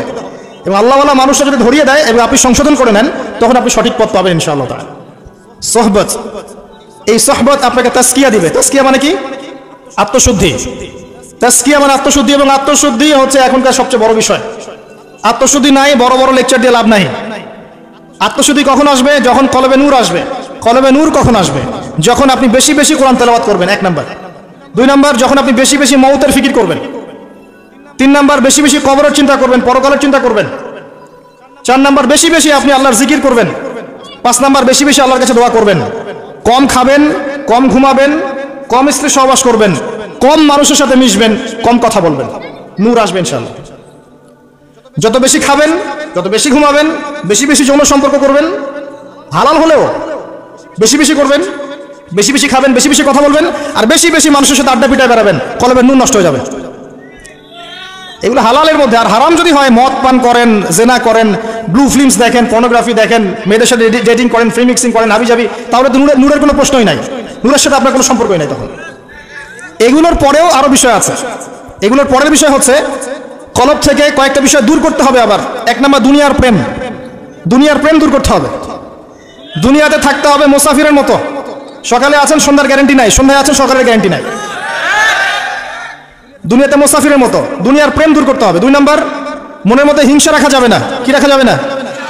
যেটা রাখা আমাদের এখন ফরজ। এই হিংসা রাখা এখন মুসলিমদের ফরজ হয়ে গেছে। হিংসা না করলে পেটের ভাতটুকু হজম হয় না। কারো রাইজিং দেখলেই, একটু রাইজিং দেখলে হিংসা। হিংসা রাখা যাবে না। 3 নাম্বার, আত্ম অহংকার রাখা যাবে না, ইগো রাখা যাবে না, লৌকিকতা রাখা যাবে না, রিয়া প্রদর্শন করা যাবে না, এবং ওই যে গীবত, তুহমত, অপবাদে যে অপসংস্কৃতি আছে, এগুলো থেকে দূরে থাকতে হবে ইনশাআল্লাহ তাআলা। আল্লাহর নূর আপনার কলবে আসবে ইনশাআল্লাহ। তখন ইনশাআল্লাহ তাআলা আপনি খিজির হবেন আলাইহিস সালাম, যে কিনা অনেক দূর পর্যন্ত দেখতে পারে, যা মূসা আলাইহিস সালাম পর্যন্ত পারেন নাই। সুবহানাল্লাহ। আসেন, এই খিজির আলাইহিস সালামকেই আল্লাহ পাক বলেছেন শেষ জামানার সবচেয়ে জ্ঞানী মানুষ। মানে জামানা না, পুরো ইউনিভার্সের সবচেয়ে জ্ঞানী মানুষ। মূসা আলাইহিস সালাম বলেছিলেন আমার চেয়ে জ্ঞানী কেউ নেই, আল্লাহ পাক বলেছেন খিজির আছে। শেষ জামানার সূরা আল কাহফ, এর মধ্যে তার কথা আছে। এটা আপনাকে ডাইরেকশন দিচ্ছে যে শেষ জামানায় যদি আপনি হকপন্থী হতে চান, আলোর সন্ধান পেতে চান, খিজির আলাইহিস সালামের মতো দূরদর্শিতা সম্পন্ন হতে হবে। আল্লাহ পাক তৌফিক দান করুন। হাদিসের বইগুলো পড়েন, ওস্তাদের কাছে গিয়ে শেখেন। এরপরে সোহবত। সোহবত আপনাকে আত্মশুদ্ধি দিবে। আত্মশুদ্ধির কিছু পথ পদ্ধতি বলে দিলাম। এখানে আমি একটা হাদিস বলবো, এই হাদিসটা খুব ভালো করে শোনেন। আল্লাহ রাব্বুল আলামিন বলেছেন হাদিসে কুদসি, যে আল্লাহ পাক যেগুলো ফরজ করেছেন, ওয়াজিব করেছেন, এগুলো যখন একজন বান্দা নিয়মিত করতে থাকে এবং এর সাথেও নফল কাজ করতে থাকে, আল্লাহ পাক সেই বান্দাকে ভালোবেসে ফেলেন। আল্লাহ পাক যখন কোনো বান্দাকে ভালোবাসেন তাকে ডেকে নিয়ে আসেন, তাকে ডেকে নিয়ে বলেন, সরি এই যে আপনি ওঠাউঠি করছেন, আমার কনসেন্ট্রেশন নষ্ট হচ্ছে। যখন আল্লাহ পাক কাউকে ভালোবাসেন তখন জিবরাইল আলাইহিস সালামকে ডেকে নিয়ে আসেন, ডেকে নিয়ে এসে বলেন যে পৃথিবীতে অমুকের পুত্র অমুক, তাকে আমি ভালোবাসি, হে জিবরাইল তুমিও তাকে ভালোবাসো। এরপর জিবরাইল আলাইহিস সালাম তাকে ভালোবাসতে থাকেন এবং অন্যান্য মালায়েকাদেরকে ডেকে জিবরাইল আলাইহিস সালাম বলেন, আল্লাহ অমুককে ভালোবাসেন, আমিও তাকে ভালোবাসি, তোমরা সবাই তাকে ভালোবাসো। এরপর সমস্ত ফেরেশতারা তাকে ভালোবাসতে শুরু করে। এরপর ফেরেশতা মণ্ডলী পৃথিবীতে আসেন, এসে দুনিয়াবাসীকে উদ্দেশ্য করে বলেন যে অমুকের পুত্র অমুককে আল্লাহ ভালোবাসেন, জিবরাইল ভালোবাসে, আমরা ভালোবাসি, তোমরা সবাই তাকে ভালোবাসো। এরপর দুনিয়ার মানুষদের কাছে তার মর্যাদা বাড়িয়ে দেওয়া হয়, তার দিকে মানুষের মনকে ঘুরিয়ে দেওয়া হয় এবং তার প্রতি মানুষের ভালোবাসা সৃষ্টি করে দেওয়া হয়। আল্লাহ পাকের নূর যখন আপনার ভিতরে আসবে ইনশাআল্লাহ দেখবেন আল্লাহ রাব্বুল আলামিন আপনার হাতে তার দিনের পতাকা দিবেন ইনশাআল্লাহ আযজা ওয়া জাল্লা। তাসকিয়ার প্রয়োজন, তাসকিয়া না আসলে নূর আসবে না। লাভ নাই ভাই, প্রচুর ইবাদত বন্দেগী করে মনের মধ্যে অহংকার রেখে কোনো লাভ নাই। অনেক কিছু করছেন, নিজেকে মনে করছেন আপনি সুপিরিয়র, অন্যরা সব ককরোচ, আপনি জান্নাতের ডিলার, লাভ নাই। ইবলিসের আকীদা এটা ইবলিসের আকীদা, খলাকতানি মিন নার ওয়া খলাকতাহু মিন তিন। এখন যারা ইসলামের বিপক্ষে আছে তাদের মধ্যে থেকে আল্লাহ পাক খালিদ এবং ওমর রাদিয়াল্লাহু আনহুর মতো সাহাবী বের করতে পারেন। আল্লাহ পাকের সুন্নাহ বোঝা খুব দুষ্কর। যাকে আপনি তুচ্ছ করছেন আল্লাহ পাক তাকে হেদায়েত দিয়ে আপনার চেয়ে বড় জায়গায় নিয়ে যেতে পারেন। যাকে আপনি বড় কাফের মনে করছেন আল্লাহ পাক কাল তাকে হেদায়েত দিয়ে ইসলামের খেদমত করাতে পারেন। আবার আল্লাহ পাক আপনাকে, যিনি 5 ওয়াক্ত নামাজ পড়ছেন, রোজা রাখছেন, আপনাকে পথভ্রষ্ট করে দিয়ে জাহান্নামে নিতে পারেন। অতএব আত্ম অহংকারের কোনো সুযোগ নাই, তাসকিয়া দরকার। কদ আফলাহা মান যাক্কাহা ওয়া কদ খাবা মান দাসাহা। কদ আফলাহা মান তাযাক্কা ওয়া যাকারা ইসমা রাব্বিহি ফাসাল্লা বাল তু'থিরুনা আল হায়াতা আদ-দুনিয়া ওয়াল আখিরাতু খায়রুন ওয়া আবকা। তাসকিয়ার পরে কি করবেন? চেষ্টা করেন হালাল রিজিক অন্বেষণ করার। আল্লাহর ওয়াস্তে সুদ খায়েন না, আল্লাহর ওয়াস্তে ঘুষে যায় না, আল্লাহর ওয়াস্তে আল্লাহর দোহাই দিয়ে বলছি দুর্নীতি করেন না, আল্লাহর ওয়াস্তে মানুষের সম্পদ আত্মসাৎ করেন না, আল্লাহকে ভয় করেন, আল্লাহর ওয়াস্তে করেন, আল্লাহর ওয়াস্তে ছেড়ে দেন। হাত জোর করে রিকোয়েস্ট করছি, সুদ খায়েন না। নিজের মায়ের সাথে জেনার মতো অপরাধ, নিজের মায়ের সাথে জেনার মতো অপরাধ, এটা আমার কথা নয়, এটা মুহাম্মদ সাল্লাল্লাহু আলাইহি ওয়াসাল্লামের কথা। যাকে কবরে আপনাকে দেখানো হবে, যিনি আপনার জন্য সুপারিশ করবেন কাল কিয়ামতের মাঠে, যিনি আপনার জন্য হাউজে কাউসারের পানি নিয়ে দাঁড়িয়ে থাকবেন, আপনার উসওয়াতুল হাসানা, সেই মুহাম্মদ সাল্লাল্লাহু আলাইহি ওয়াসাল্লামের কথা। সুদ খেও না। এর সর্বনিম্ন পাপ নিজের মাকে বিয়ে করা, নিজের মায়ের সাথে জেনা করা। কেউ যদি এই সমাজে নিজের মায়ের সাথে জেনা করে থাকে, কালকে সকালে রাস্তায় বের হয়, আপনি চাইবেন তাকে রজম করে মেরে ফেলতে, চাইবেন না? এই কাজ দিব্যি আমরা করছি। সর্বোচ্চ পাপ সুদের, আল্লাহ এবং তার রাসূলের সাথে যুদ্ধ করা। অনেক দিন আয়াতটা বলেছি, আবারও বলছি শোনেন, কি কারণ কিছু মানুষের কানে ঢুকতেই চায় না কথা। আল্লাহ পাক বলেছেন, ইয়া আইয়ুহাল্লাযীনা আমানু, হে মুমিনগণ, ইত্তাকুল্লাহ, আল্লাহকে ভয় করো, ওয়া যারু মা বাকিয়া মিনার রিবা, সুদের অবশিষ্ট অংশগুলো ছেড়ে দাও, ইন কুনতুম মুমিনিন, যদি প্রকৃতপক্ষে মুমিন হয়ে থাকো, ওয়া ইল্লাম তাফআলু, যদি তোমরা এই কাজ না করো।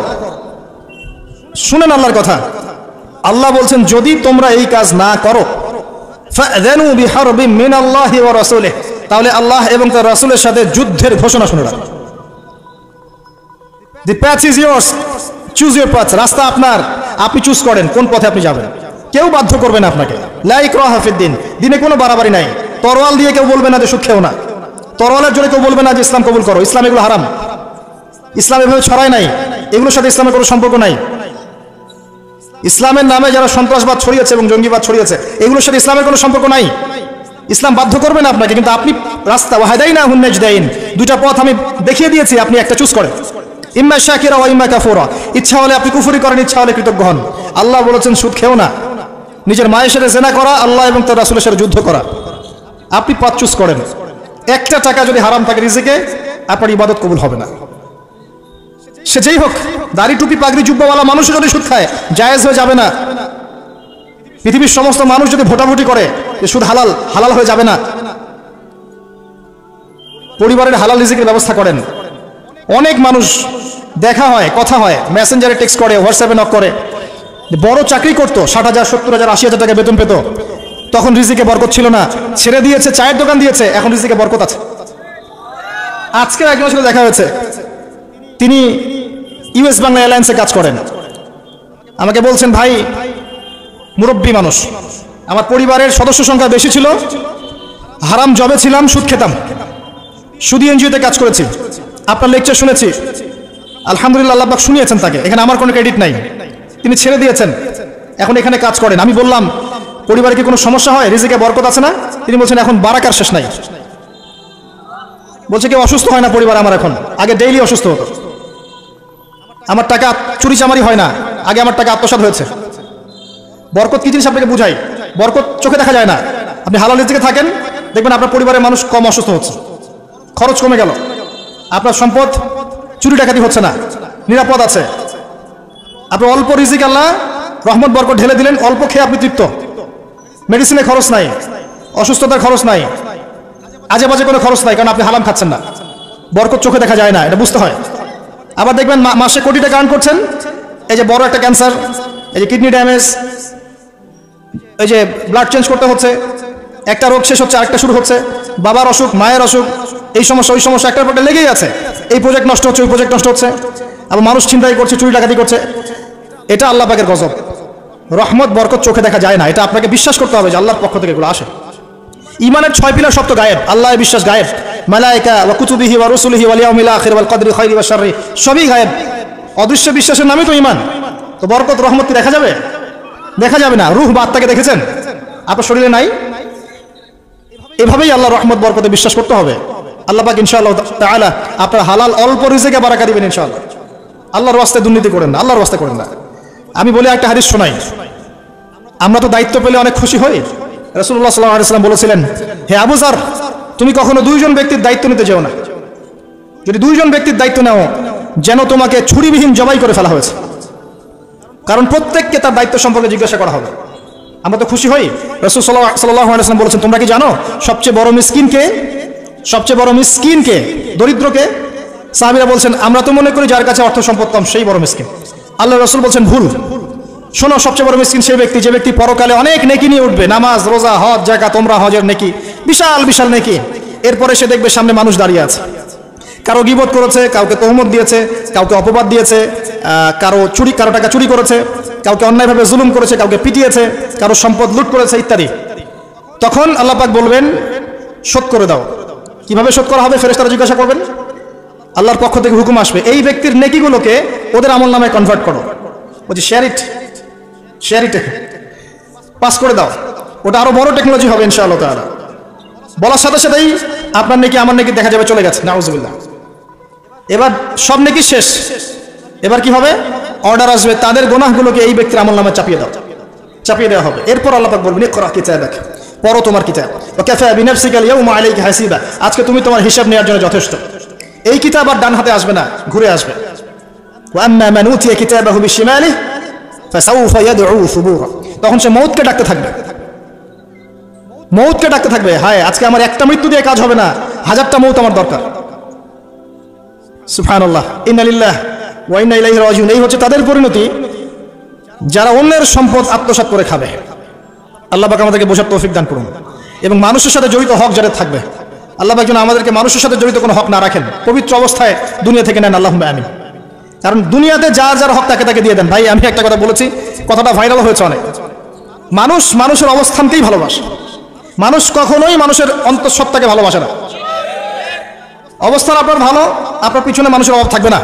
আজকে আপনার ক্ষমতা আছে, পাওয়ার আছে, খ্যাতি আছে, ইত্যাদি আছে, মানুষ দেখবেন পিছনে ঘুরঘুর করছে, এবং এরা কিন্তু সবাই সবার স্বার্থেই ঘুরঘুর করছে।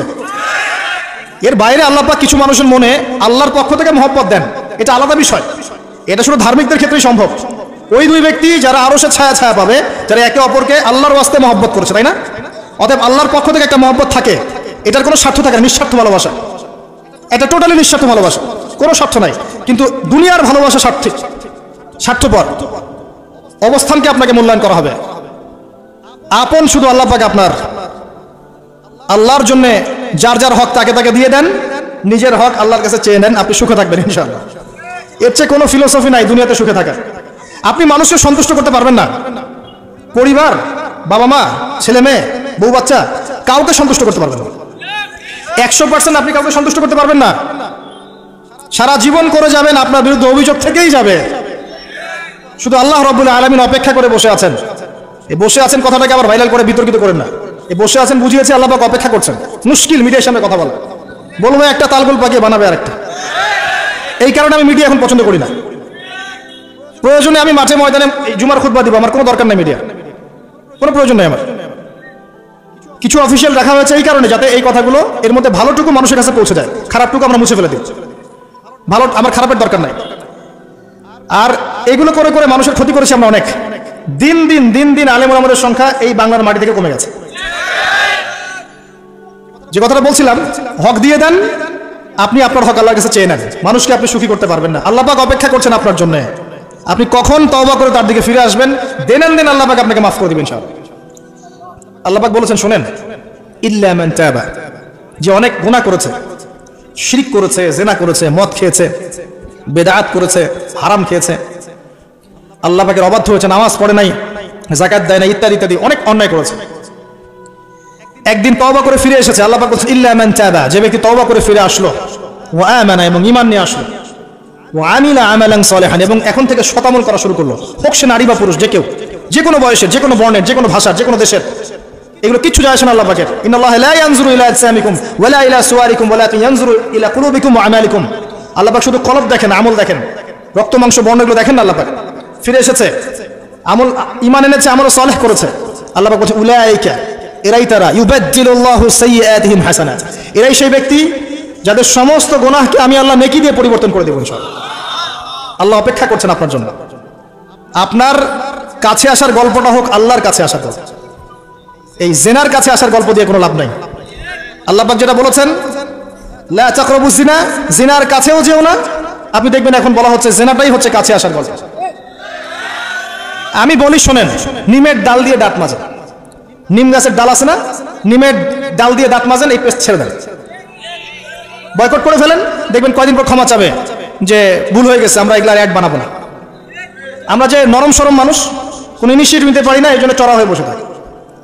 প্রতিটা সেক্টরেই দুর্নীতি চলছে। এই যে কাছে আসার গল্পের নাম দিয়ে মানুষকে জানা করাচ্ছে।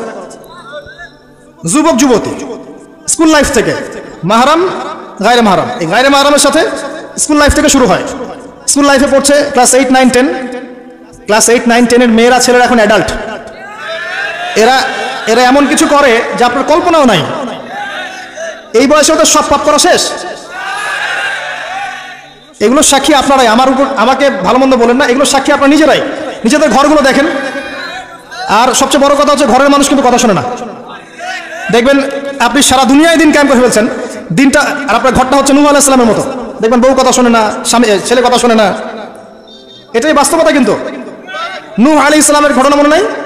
950 বছর দাওয়াত দিয়েছেন, শেষে গিয়ে বলেছেন রব্বি আন্নী মাগলুবুন ফান্তাসির, আল্লাহ আমি পরাজিত হয়ে গেছি, আমাকে সাহায্য করো, আমি পারছি না।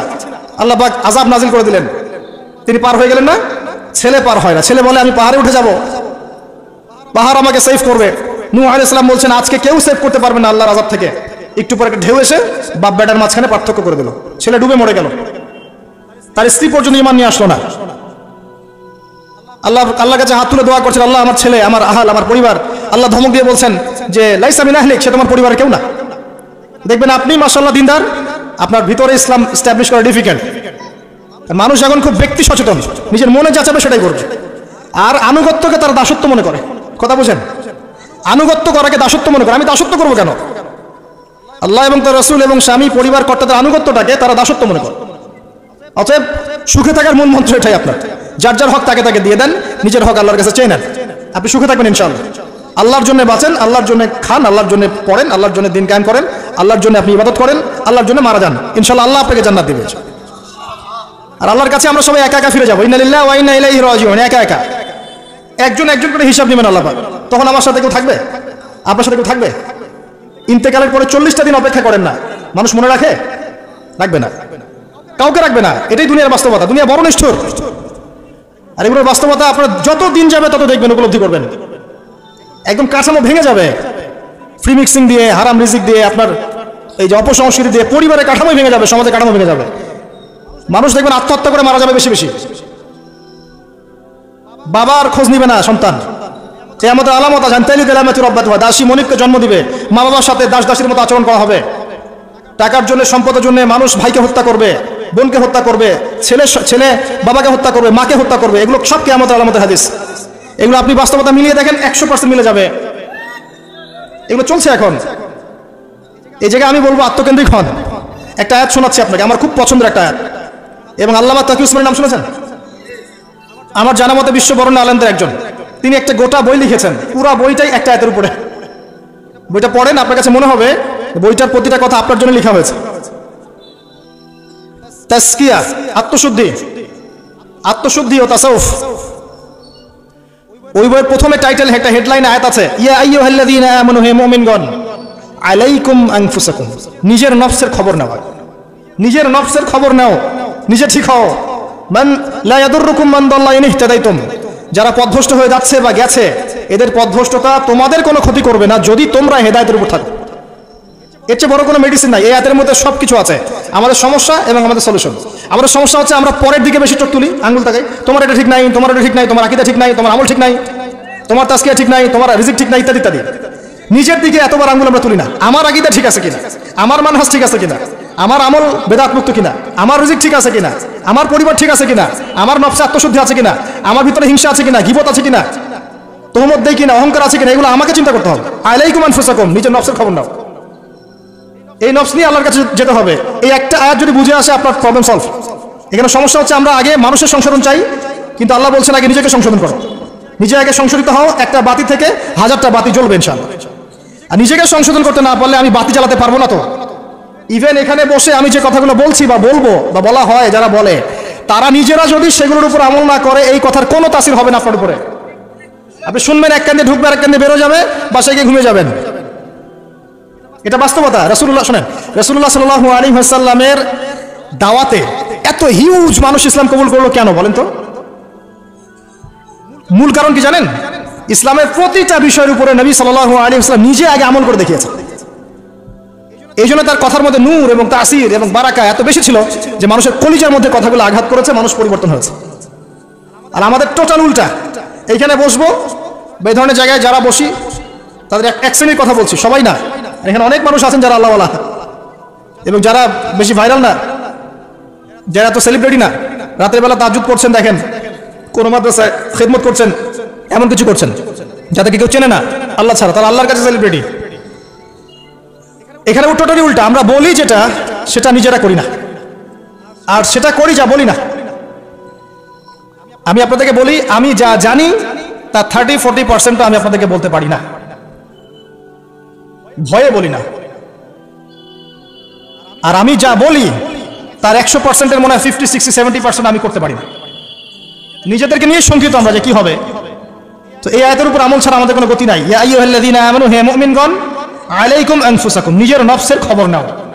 লা ইয়াদুররুকুম মান দাল্লা ইন ইহতাদাতুম, তোমরা যদি হেদায়েত প্রাপ্ত হয়ে থাকো, ওদের পথভ্রষ্টতা তোমাকে ক্ষতি করবে না। ইসলামের শত্রুদের কথা বাদ দেন, আগে নিজেকে ঠিক করেন, নিজে থেকে ঠিক করেন। নিজেরা নামাজি হন আল্লাহর ওয়াস্তে, আল্লাহর ওয়াস্তে হালাল খান, পরিবার ঠিক করেন, জ্ঞান অর্জন করেন, আল্লাহর ওয়াস্তে দিনের কোনো খেদমতের চেষ্টা করেন, আপনার জানমাল সময় শ্রম দিয়ে আল্লাহর ওয়াস্তে কিছু করেন, দেশকে কিছু দেন, রাষ্ট্রকে কিছু ভালো কিছু দেন, উম্মাকে কিছু ভালো কিছু দেন, আপনার প্রতিভা দিয়ে মানুষের কল্যাণ করেন, মানবতার কোনো খেদমত করেন, কিছু একটা করেন। গবাদি পশুর মতো জীবনটাকে নষ্ট করবেন না। খাওয়া, ঘুমানো, পেশাব পায়খানা করা, স্ত্রী সহবাস করা, বাচ্চা পয়দা করা, ডেড, এই হলো আমাদের জীবনের প্যাটার্ন। এখন কিছু করেন। সবাই তাকিয়ে আছে আপনাদের দিকে, আমাদের দিকে না, সবাই তাকিয়ে আছে আপনাদের দিকে। আল্লাহ পাক আপনাদেরকে বোঝার তৌফিক দান করুন। আর তো একটা কথা বলে শেষ করছি, অনেক রাত হয়ে গেছে, যত লম্বা হবে ফজরের নামাজ কাজা হয়ে যাবে। সেটা হলো আত্মশুদ্ধির পরে হালাল রিজিকের কথা বলেছে। আল্লাহর রাস্তায় সুদ খায় না, ঘুষ দুর্নীতিতে যায় না। এরপর আমি যেটা বলবো যে প্রকৃত মিসকিনদের কাতারে আমরা যেন না দাঁড়াই, মানুষের সাথে জড়িত কোনো হক রাখেন না। আরো বলবো, পারিবারিক আদর্শ ঠিক করার চেষ্টা করেন। আমি জানি এটা খুব ডিফিকাল্ট, নিজেকে দিয়ে বুঝি এটা খুব ডিফিকাল্ট।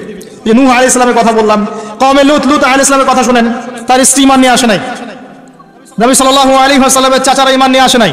এটাই সিস্টেম, এটাই নিয়ম। যখন দেখবেন দাওয়াত দিতে দিতে বোঝাতে বোঝাতে আপনি ব্যর্থ, তখন আপনি আসহাবুল কাহফের মতো একা হয়ে যান। তাও ভালো, আসহাবুল কাহফের মতো একা হয়ে যান।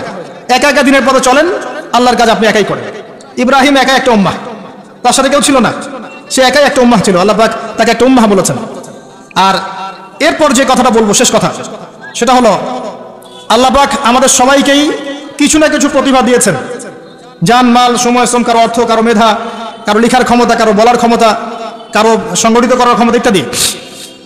আল্লাহ পাক যাকে যে ক্ষমতা দিয়েছেন, আপনার প্রতিভাটাকে আপনি আল্লাহর পথে কাজে লাগান। ছোট্ট কিছু করেন না, এতিমদের একটা প্রজেক্ট করেন, একটা মসজিদ করেন, একটা মাদ্রাসা করেন, একটা মক্তব করেন, একটা স্কুল প্রতিষ্ঠা করেন, একটা কলেজ প্রতিষ্ঠা করেন, একটা অর্থনৈতিক কোনো সিস্টেম কিছু লঞ্চ করেন, একটা ইসলামিক এনজিও করেন, কিছু একটা করেন যা দিয়ে আপনার দিনের কোনো উপকার হয়, ইসলাম এগিয়ে যায়। ইনশাআল্লাহ এভাবেই আস্তে আস্তে আস্তে আস্তে সবার ক্ষুদ্র ক্ষুদ্র প্রচেষ্টা ইসলাম এগিয়ে যাবে ইনশাআল্লাহ। আজ হোক আর কাল হোক, আল্লাহর জমিন, আল্লাহর দিন প্রতিষ্ঠা হবে ইনশাআল্লাহ তাআলা। এবং আল্লাহর দিন যখন প্রতিষ্ঠা হবে সবাই সুখে থাকবে, কেউ কষ্টে থাকবে না ইনশাআল্লাহ তাআলা। আল্লাহ রাব্বুল আলামিন আমাদের সবাইকে পবিত্র কোরআন এবং সুন্নাহ অনুযায়ী জীবনযাপন করার তৌফিক এনায়েত করুন, আমিন। আল্লাহ রাব্বুল আলামিন আমাদের সবার পারিবারিক আদর্শ সুশৃঙ্খল করে দিন, ইসলামিক করে দিন। আমাদের সবাইকে আল্লাহ পাক হালাল রিজিকের ব্যবস্থা করে দিন এবং আমাদের মা বোনদেরকে আল্লাহ পাক খাস পর্দায় থাকার তৌফিক দান করুন। আল্লাহ পাক আমাদের সবাইকে পড়াশোনা করার তৌফিক দান করুন। এবং আমি এখানে যে কয়েকটা কথা বলেছি এর বাইরে আর কয়েকটা সাবজেক্ট পড়বেন। আমি কোরআনের কথা বলেছি, হাদিসের কথা বলেছি, আরও বলেছি তাজকিয়ার কথা, আত্মশুদ্ধির কথা। এরপর আর কয়েকটা সাবজেক্ট পড়বেন, সেটা হচ্ছে ইসলামিক হিস্ট্রি, ইসলামের ইতিহাস, ইসলামিক অর্থনীতি, আরও পড়বেন ইসলামিক জিওপলিটিক্স। এবং জেনারেল লাইনে যারা যারা পড়ছেন এখানেই পড়াশোনা কন্টিনিউ করবেন, পাশাপাশি ইসলামের এই লেখাপড়াগুলো করবেন। আর মাদ্রাসা যারা পড়ছেন, মাদ্রাসায় পড়ার পাশাপাশি আপনারা জেনারেল সাবজেক্টগুলো পড়ার চেষ্টা করবেন ইনশাআল্লাহ। আল্লাহ পাক আপনাদের জ্ঞানকে বাড়িয়ে দিন, জ্ঞান অনুযায়ী আমল করার তৌফিক দান করুন। আল্লাহ পাক আমাদের সবাইকে তাজকিয়া দান করুন, আত্মশুদ্ধি দান করুন, আলেম ওলামার সোহবত দান করুন। আল্লাহ পাক আমাদের সবাইকে হালাল রিজিকের ব্যবস্থা করে দিন। আমাদের যার যে অসুস্থতা আছে আল্লাহ পাক সেগুলোকে শেফায়ে কামেলা দান করুন। আমাদের মধ্যে যারা মারা গেছেন আল্লাহ পাক সবাইকে মাফ করে দিন, আমিন। আকুলু কওলি হাযা আস্তাগফিরুল্লাহ লি ওয়া লাকুম ওয়া লিসাইল মুসলিমিন। বারাকাল্লাহু লানা ওয়া লাকুম বিল আয়াতিল হাকীম। ইন্নাহু